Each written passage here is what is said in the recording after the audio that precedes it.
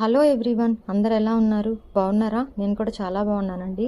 ఎంతో టేస్టీగా ఉండే సొరకాయ పచ్చడి విధానం చూసేద్దాం, వచ్చేయండి. సొరకాయ ముక్కలుగా కోసుకొని చిన్న సైజు సొరకాయ ఒక బౌల్లో పెట్టుకోవాలి. కొన్ని చట్నీకి సరిపడినన్ని పచ్చిమిర్చి, ఒక స్పూన్ పల్లీలు, కొంచెం చింతపండు, తెల్లుల్లిపాయలు, కరివేపాకు, చిన్న సైజు టమాటా, ధనియాలు, ఆయిల్, ఒక స్పూన్ తాలింపు గింజలు, రాళ్ళుప్పు, ఇంగువ.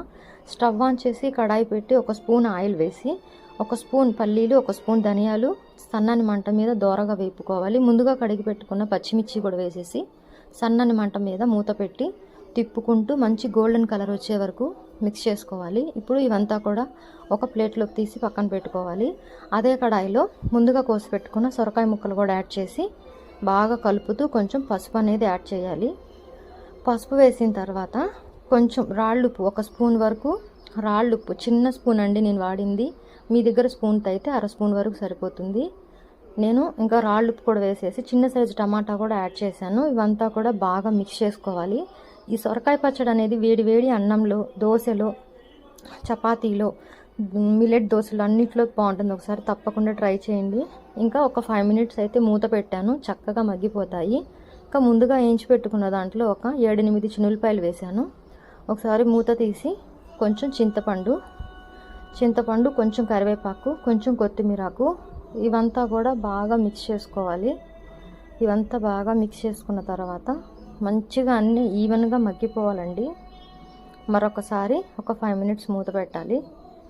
ముందుగా అన్నీ వేయించి పెట్టుకున్న మిశ్రమాన్ని చిన్న మిక్సీ జార్లో బరకగా, నేను వీడియోలో చూపించే విధంగా బరకగా మిక్సీ పట్టుకోవాలన్నమాట. మెత్తగా చేస్తే టేస్ట్ బాగుండదు సొరకాయ పచ్చడి. బరకగా ఈ విధంగా నేను వీడియోలో చూపించిన విధంగా ఇలా బరకగా పట్టుకున్నారంటే తినేటప్పుడు టేస్టీగా ఉంటుంది. ఇంకా మూత తీసి సొరకాయ ముక్కలు అయితే ఆల్మోస్ట్ ఇంకా రెడీ అయిపోయిందండి. ఆయిల్ అయితే ఎక్కువ పట్టదు.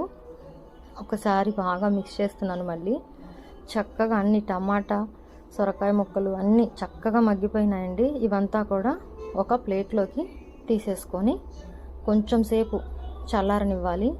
ఇలా మొత్తం మిశ్రమాన్ని వేసేసిన తర్వాత ఇంకా దీన్ని కూడా ముందుగా వేసుకున్న మిక్సీ జార్లోనే ఇవి కూడా యాడ్ చేసేసి బరకగా పేస్ట్ లాగా, మెత్తగా కాకుండా అలానే పలుగ్గా కాకుండా మీడియంగా తిప్పుకోవాలండి. ఈ విధంగా ఒకసారి టేస్ట్ చూసుకొని ఇంకా బౌల్లోకి తీసేసుకోవడమే.